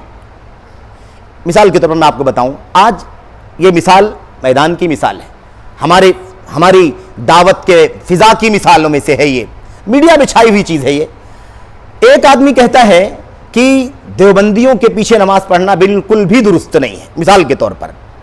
اچھا، ایک بات یہاں پر واضح ہو جائے کہ دیکھیے، اسلام کے اندر عقیدے کے باب میں مسائل کا جواب دینے میں ایک بہت بڑا اصول چھپا ہوا ہے، یعنی موجود ہے، یعنی وہاں پر وہ کار فرما ہے۔ وہ یہ ہے کہ ایک بدعتی ہے تو بدعتی کے بعد بھی کچھ چیزیں دیکھنی پڑتی ہیں۔ اس کی بدعت عقیدے کی بدعت ہے یا عمل کی بدعت ہے، یہ بھی دیکھنا ہوگا۔ بدعت ہے، عقیدے کی بدعت اس کے یہاں پائی جاتی ہے، تو اس کی وہ بدعت اس کی اپنی ذات تک ہے یا وہ اس کا پرچار بھی کرنے والا ہے، داعیہ ہے یا غیر داعیہ، یہ بھی دیکھا جاتا ہے۔ اس بدعت سے متعلق وہ بات کوئی اپنی روایت میں کہہ رہا ہے جس سے اس کی بدعت کی تائید ہو رہی ہے، یا الگ ٹاپک پر کوئی روایت کر رہا ہے؟ روایت کی بات میں کر رہا ہوں آپ کے سامنے. تو یہ اصول محدثین کے ہاں موجود ہے کہ بدعتی کی روایت کو لیا جا سکتا ہے کب، نہیں لیا جا سکتا ہے کب. سمجھ رہے؟ اس کے اندر یہ بھی چیز موجود ہے کہ وہ ظاہر میں ہے یا پوشیدہ ہے. اپنی ذات تک اس کا یہ ایک آدمی شیعت کا نظریہ رکھتا ہے لیکن وہ شیعت کا پرچار نہیں کرتا ہے، رافضیت کا نظریہ لیکن پرچار نہیں کرتا ہے، صوفیت کی اس کی سوچ ہے لیکن پرچار نہیں کرتا ہے. تو اب فرق ہے اس کے اندر جو پرچار کرتا ہے اور فرق ہے اس کے اندر جو پرچار نہیں کرتا ہے. اور یہ اندر بھی آپ معنی اس کا لیں، یعنی اپنے اندر بھی اس کا معنی لیں. ایک آدمی اہل حدیث کہلاتا ہے اپنے آپ کو، لیکن اس کے ہاں کوئی چھوٹا سا انحراف پایا جاتا ہے، کوئی چھوٹا سا انحراف پایا جاتا ہے. اگر کسی انحراف کے اندر وہ مبتلا ہے اور وہ انحراف ایسا ہے کہ اس انحراف پر وہ چلتا بھی اور پھیلاتا بھی ہے، تب تو ہم کہیں گے کہ یہ آدمی اہل حدیثیت سے باہر نکل چکا ہے. ٹھیک ہے، حجت قائم کرنے سمجھانے کے بعد. لیکن کبھی کبھی کیا ہوتا ہے، اس کا وہ نظریہ ہے لیکن وہ کبھی اپنی زبان سے باہر نہیں نکالتا، کبھی نہیں بولتا. بس وہ نجی مجلسوں میں لوگ جانتے ہیں کہ اس کا نظریہ ایسا ہے، تو ہم اس کو شیعہ نہیں کہیں گے، اس کو بدعتی نہیں کہیں گے، بلکہ کیا کہیں گے، وہ ہے اہل سنت میں سے لیکن اس کے یہاں تھوڑی سی شیعیت کی بو پائی جاتی ہے. کسی کو شیعہ کہنا، شیعی کہنا، اور کسی کو فیہ تشیع کہنا، فیہ بدعہ کہنا، فیہ انحراف، یہ فرق ہے دونوں کے اندر. تو جہاں گنجائش ہے جتنی، اتنی گنجائش کے تو ہم قائل ہیں اور وہ اعتدال کا حصہ ہے. لیکن جہاں گنجائش ہی نہیں ہے وہاں پر ہم بالکل اعتدال کے لفظ کو، وسطیت کے لفظ کو بدنام ہونے نہیں دیں گے. ایک طبقہ کہتا ہے دیوبندیوں کے پیچھے نماز پڑھنا بالکل ہی جائز نہیں ہے. ہم یہ کہتے ہیں بھائی اس کے اندر شرک پایا جاتا ہوگا، بدعت پائی جاتی ہوگی، اس کی کتاب میں لکھا ہوگا، اس کے علماء جو گزر چکے ہیں، دنیا سے جا چکے ہیں، ان کے ہاں لکھا ہوگا. لیکن یہ آج کا یہ 20 سال 25 سال کا نوجوان ہے اور کیا نام ہے، امامت کر رہا ہے، حافظ قرآن ہے. ہمیں کچھ نہیں پتا، اسے خود نہیں پتا کہ اس کے علماء کی کتابیں کون سی ہیں، اس کے علماء کی کتابوں میں عقیدہ کیا لکھا ہوا، اسے کچھ نہیں معلوم ہے. بلکہ وہ کوئی چیز ظاہر بھی کبھی نہیں کرتا. ہم کسی موقع پر، ہماری مسجد دور ہے، راستے میں ہم ہیں، سفر کے دوران ہیں، ہمیں کوئی مسجد نہیں مل رہی ہے. اب ایک مسجد مل رہی ہے، دیوبندیوں کی تبلیغی جماعت کی مسجد ہے، اور وہاں پر ہم نماز پڑھنے کے لیے مجبور ہیں کہ یہاں نماز پڑھ لیں، یا تو نماز نہ پڑھیں اور یا تو نماز پڑھ لیں کیونکہ مسجد مل رہی ہے. تو ہم یہ دیکھ کر کے کہ بھائی اس کی کوئی بدعت سامنے نہیں ہے، اس کا کوئی شرک ظاہر نہیں ہے، اور ہمارے لیے کسی مسجد کی مطلب اویلیبلٹی نہیں ہے، اس لیے ہم یہاں پر نماز پڑھ لیتے ہیں. اس کی گنجائش ہے، اس کی گنجائش ہے کیونکہ شرک ظاہر نہیں ہے، بدعت کھلا ہوا نہیں ہے، کتابوں میں ہوگا. سمجھ رہے ہیں نا؟ تو ہم یہ کہتے ہیں کہ ایسی صورت میں ہم نماز پڑھ لیں، اس میں کوئی حرج کی بات نہیں ہے. پرائرٹی ہماری مسجد، تلاش اپنی مسجد، ڈھونڈ کر کے اپنی مسجد میں جانا، یہ پہلا کام ہے. ایسی کوئی سچویشن آ جائے کبھی تو یہاں نماز پڑھ لو، کیونکہ یہاں پر کوئی شرک بدعت ظاہر نہیں ہے. جہاں ظاہر ہے وہاں نہیں پڑھنا. بات سمجھ میں آ رہی کہ نہیں آ رہی ہے؟ وہاں وہ بھی نہیں کرنا ہے، نہیں پڑھنا مجبوری میں بھی. اب ایک طبقہ کہتا ہے کہ نہیں، بالکل بھی گنجائش نہیں ہے، ان کی کتابوں کے اندر یہ ہے، ان کے علماء نے یہ لکھا، انہوں نے یہ لکھا. ہم بھی اس چیز کو جانتے ہیں لیکن بات اس کی نہیں ہو رہی ہے. اور میں آپ کو پریکٹیکل واقعہ بتلاؤں کہ ایسے ہی کسی مسجد کے امام سے اختلاف ہو گیا، اور ہم نے اس سے طالب علمی کے زمانے کے بعد جب یہاں زیر تعلیم تھے جامعہ میں، سنابل میں، اس وقت چھٹیوں میں امام صاحب، مسجد کے امام صاحب سے فجر کی نماز میں بات ہوئی، اور ہم نے کہا کہ آپ کی کتابوں میں یہ سب لکھا ہوا ہے اور آپ لوگوں کے عقیدے درست نہیں ہے. ارواح ثلاثہ ہے، تذکرۃ الرشید ہے، فضائل اعمال وغیرہ، اس کے اندر لکھا ہوا ہے سب. اس آدمی نے، اس مسجد کے امام نے، جو قاسمی تھا، دارالعلوم دیوبند سے پڑھا ہوا امام، اس نے کہا اللہ کی قسم ہے آپ کیسی بات کر رہے ہیں، مجھے نہیں معلوم کہ ہمارے علماء کی کتابوں کے اندر یہ لکھا ہوا، کیا صحیح ایسا لکھا ہوا ہے؟ ہم نے کہا آپ کو کتاب لا کر کے دے دیتے ہیں، آپ دیکھ لیجئے، یا آپ اپنی لائبریری میں جائیے، کھول کر کے دیکھ لیجئے. اس نے کہا مجھے دیکھنے کا تو موقع نہیں ہے، لیکن یہ ہمارا عقیدہ نہیں ہے اور ہم نہیں جانتے کہ ہماری علماء کتابوں میں لکھا ہوا ہے، اور اگر واقعی یہ عقیدے ہماری کتابوں میں لکھے ہوئے ہیں تو میں ان سے برات کا اظہار کرتا ہوں، میں نہیں مانتا. اب ہم اس کو تھوپیں کہ نہیں تو بدعتی ہے، تو مشرک ہے، اور تیرے پیچھے نماز نہیں ہوگی، کیا یہ درست ہوگا؟ مجھے بتاؤ ذرا، درست ہوگا؟ نہیں درست ہوگا نا. اس لیے اس چیز کو سمجھنے کی ضرورت ہے کہ اس کی گنجائش ہے دین کے اندر. اچھا، یہی لوگ جو اتنی شدت برتتے ہیں، یہی لوگ رواداری کے نام پر، اعتدال کے نام پر، وسطیت کے نام پر یہاں اتنا زیادہ ایموشنل، اتنا زیادہ تشدد، اور دوسری طرف وہ سب کو سلفی ثابت کرنے کی کوشش کرتے، سب کو کیا ثابت کرنا چاہتے ہیں؟ سلفی ثابت کرتے ہیں، کہتے ہیں اس کے یہاں اس کی باتوں کی تعویل کرتے ہیں۔ اب چاہے وہ آپ کے سامنے نام لینے میں کوئی حرج نہیں ہے، میں تو اس کا قائل ہوں، اس لیے قائل ہوں کہ ہمارے اسلاف کا یہ منہج ہے کہ اگر کہیں کسی بدعت اور انحراف کی وضاحت کرنے کے لیے کسی نام لینے کی ضرورت ہو یا نام لینے کا تقاضا ہو، سمجھنے میں آسانی ہو، تو نام لے کر کے بھی بدعت کے خلاف رد کرنے میں کوئی حرج کی بات نہیں ہے۔ معبد جوہنی کا نام لے کر کے رد کیا گیا، صالح عیسیٰ کا نام لے کر کے رد کیا گیا، ایسے اور کتنے ایسے بدعتی ہیں جن کا نام لے کر رد کیا، حسین کرابیسی کا نام لے کر کے رد کیا گیا، سمجھ رہے ہیں نا؟ ایسے بہت سارے لوگ ہیں، حارث محاسبی کا نام لے کر کے رد کیا گیا، بہت سارے ایسے نام ہیں۔ بہرحال تو خلاصے کلام یہ ہے کہ آج یہ عجیب و غریب انداز کی سلفیت، بیچ والا راستہ اعتدال کے نام پر لوگوں نے پکڑا ہوا ہے کہ ایک طرف اتنا زیادہ تشدد کہ دیوبندی کے پیچھے نماز پڑھنا جائز نہیں کسی بھی حالت میں، اور دوسری طرف وہ فکر جو انحراف کی فکر ہے نا، چاہے وہ مثال کے طور پر حسن بننا کی فکر ہو، اخوانیت کی فکر جس کے اندر صوفیت پائی جاتی ہے، خروج پایا جاتا ہے، بدعت پائی جاتی ہے، سنت سے دوری پائی جاتی ہے، علم سے علماء سے بیزار کرنے والا منہج پایا جاتا ہے، سمجھ رہے ہیں؟ میلاد کا جشن منانے والے خود ہیں حسن بننا، سمجھ رہے ہیں؟ 20 کلو 2-3 4 گھنٹے پیدل چل کر کے ننگے پاؤں قبروں اور مزاروں کی زیارت کرنے والے لوگ ہیں، میلاد کے موقع پر شرکیہ بدعت والے اشعار پڑھنے والا، ان کا خود اپنا عقیدہ موجود ہے۔ ایسے لوگوں کی تعویل کرتے ہیں، کہتے ہیں کہ نہیں کچھ انحراف رہے ہوں گے، کچھ مسائل میں اختلاف رہا ہوگا، لیکن ان کو بائیکاٹ کرنا، ان کے خلاف باتیں کرنا، ان کے خلاف تردید کی یا مثال کے طور پر تنقید کی بات کرنا یہ درست نہیں ہے، سمجھ رہے؟ پاکستان کی وہ مشہور جو داعیہ بہت زیادہ فیمس ہے، اس کے بارے میں عام طور پر دفاع کرنے پر لوگ لگے رہتے ہیں، اس کو ثابت کرنا چاہتے ہیں کہ وہ سنت اور اہل حدیثیت کا اس کے اندر خون دوڑ رہا ہے۔ میرے بھائیوں، میرے بزرگوں، افسوس کے ساتھ کہنا پڑتا ہے کہ بھئی اس کے والد برسوں تک جماعت اسلامی کے امیر رہے ہیں، آج بھی اس کی اپنی ویڈیوز آڈیوز کو آپ دیکھیں گے تو سنت کا جو راستہ ہے تفسیر کرنے میں اس سے انحراف کھلا پایا جاتا ہے۔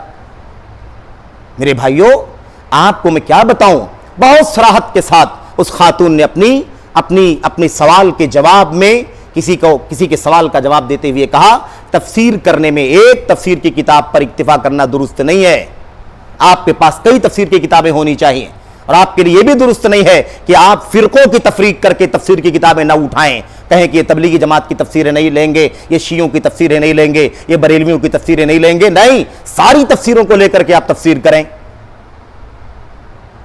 یہ سنت کا راستہ ہے میرے بھائیوں، یہ اہل حدیث کا راستہ ہو سکتا ہے، لیکن اس کے باوجود کیا ثابت کرنے کی کوشش کی جاتی ہے؟ خالص اہل حدیث، اور بات بہت ساری ہے، واقعات بتانے کی ضرورت نہیں ہے اور نہ اپنا طریقہ ہے، لیکن بطور اشارہ آپ بات کو سمجھیں کہ امت وسط کا معنی کیا ہوتا ہے۔ اعتدال کا معنی سب کو ہضم کر لینا نہیں ہوتا، اعتدال کا معنی وہ بیچ والا اصل راستہ جو حق راستہ ہے۔ بیچ والا کیوں کہتے ہیں معلوم آپ کو؟ بیچ والا بار بار زبان پر اس لیے لایا جاتا ہے کیونکہ سنت کی جو مثال ڈائیگرام کے ذریعے اللہ کے نبی نے بتلائی ہے، اس کی تشبیہ، اس کا طریقہ یہی تھا کہ اصل حق راستہ بیچ میں ہے، ادھر ادھر دائیں بائیں کے راستے گمراہی کے راستے، اس لیے بات بیچ میں آ جاتی ہے، لیکن ہر جگہ بیچ والا راستہ نکالنا تو پھر کیسے ہو جائے گا؟ وَيُرِيدُونَ أَن يَتَّخِذُوا بَيْنَ ذَلِكَ سَبِيلًا، وہ غلط، وہ کیا ہے؟ وہ غلط ہے کہ ادھر کو اختلاف چل رہا ہے تو بیچ والا راستہ نکال لیا جائے، تو یہ طریقہ درست نہیں ہے۔ وسطیت کا، اعتدال کا یہ معنی ہے، اس کا سرسری تذکرہ ہم نے آپ کے سامنے کیا ہے، اور ایسی بہت ساری۔ اچھا، ایک اور بات میں ذکر کر کے بات میں آگے ختم کروں، ایک اور عجیب و غریب، یہ اپنے ماحول کی بات ہے، یہی افراط تفریط والی بات۔ ایک طبقہ آپ اچھی طرح جانتے ہیں، ایک طبقہ ہمارے بیچ میں ایسے لوگوں کا ہے، اور یہ علم کی مجلس ہے نا، اس لیے یہ بات خاص طور پر اپنے مقصد کی ہے، کام میں آنے والی ہے۔ ایک طبقہ ایسے لوگوں کا ہے جو یہ کہتا ہے کہ پورے ہندوستان میں کوئی ایسا سلفی عالم، اہل حدیث عالم ہے ہی نہیں جس سے علم حاصل کیا جائے۔ اب وہ بیچارہ میڈیا کے اس دور میں یہ بات بول پا رہا ہے، اسے 50 سال پہلے اگر یہ بات پوچھتے تو وہ کیا جواب دیتا کہ پھر ہندوستان میں کوئی عالم نہیں ہے تو پھر کہاں سے علم حاصل کریں، ہم جائیں تو کہاں جائیں؟ نہ کسی عالم کے نام کا پتہ، نہ کسی کے ایڈریس کا پتہ، نہ کسی کی ویب سائٹ کا پتہ، نہ کسی کے چینل کا پتہ، تو کس سے علم حاصل کریں؟ میرے بھائی بتاؤ ذرا، لیکن آج میڈیا کا تو آدمی یہ بات کہہ رہا ہے آسانی کے ساتھ کہ ہندوستان بھر میں کوئی عالم نہیں جس سے علم حاصل کیا جائے. اور تفریط ایسی پائی جاتی ہے کہ ہر ایرے گہرے نتھو کھیرے جاہل جپاٹ آؤٹ سائڈرز کو اپنا اپنا امام پیشوا مفتی اور علامہ بنا کر کے لوگ کھڑا کیے ہوئے ہیں. تو یہ تفریط اور افراط کی ایک بہت زندہ مثال ہے علم کے باب میں کہ ایک طرف ایسی تفریط کہ ہر آؤٹ سائڈر کو ڈاکٹر ہے انجینئر ہے نا فلاں ہے میدان علم کے لوگ نہیں ہیں لیکن سب کو کیا بنا لینا, اس سے علم حاصل کرنا, اس کی کتابیں پڑھنا, اس کے چینل کو دیکھنا, اسے مسائل پوچھنا.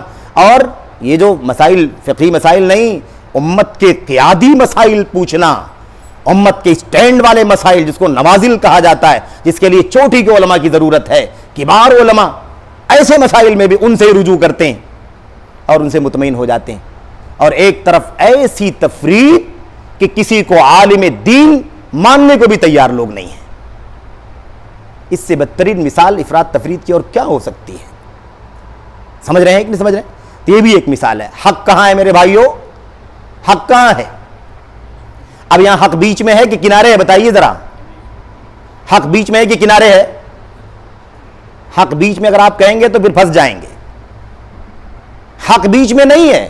اگر حق بیچ میں اگر آپ مانیں گے تو اس کا مطلب یہ ہوگا کہ تھوڑا تھوڑا ان جاہلوں سے لے لو اور تھوڑا تھوڑا ہندوستان کے علماء کو چھوڑ کے باہر سے لے لو. اس لیے اس معنی میں بیچ والی امت ہم نہیں ہیں, حق والی امت ہیں. اس لیے ہندوستان میں چوٹی کے علماء موجود تھے, آج بھی موجود ہیں اور قیامت تک انشاءاللہ علماء حق موجود رہیں گے. ان سے علم حاصل کیا جائے گا. یہاں درمیان میں نہیں, وہی کنارے ہے جس کو چھوڑا جا رہا ہے وہ علماء اہل حدیث ہے. سمجھ رہے ہیں نا؟ تو یہاں دائیں والا راستہ بھی غلط, بیچ والا راستہ بھی غلط. کون سا راستہ صحیح ہے؟ ہاں, کنارے والا راستہ صحیح ہے, جن کو کہا جا رہا ہے کہ ہندوستان میں کوئی عالم اہل حدیث نہیں جس سے علم حاصل کیا جائے. اس لیے وسطیت صرف بیچ والے کا نام نہیں ہے. جہاں ایسا معاملہ ہو کہ بیچ میں حق ہے وہاں بیچ والا راستہ ہے, ورنہ اب سب سے بہتر راستہ جو ہے وہ وسطیت کا راستہ ہے. بہرحال اللہ سے دعا ہے, اللہ تبارک و تعالیٰ سے دعا کرتے ہیں کہ اللہ عز و جل جو کچھ ہم نے کہا ہے اللہ تعالیٰ ہم سب کے لیے نفع بخش بنائے, مفید بنائے. اس میں جو کچھ درست ہے وہ اللہ کی طرف سے ہے اور جو کچھ غلط ہے باطل ہے وہ شیطان کی طرف سے, میری طرف سے. میں اللہ تبارک و تعالیٰ سے استغفار کرتا ہوں, تائب ہوتا ہوں. اللہ تعالیٰ ہم سب کو حق راہ پر چلنے کی توفیق عطا فرمائے. آمین یا رب العالمین. صلی اللہ وسلم وبارک علی نبینا محمد وعلی آلہ وصحبہ اجمعین. والسلام علیکم ورحمۃ اللہ وبرکاتہ.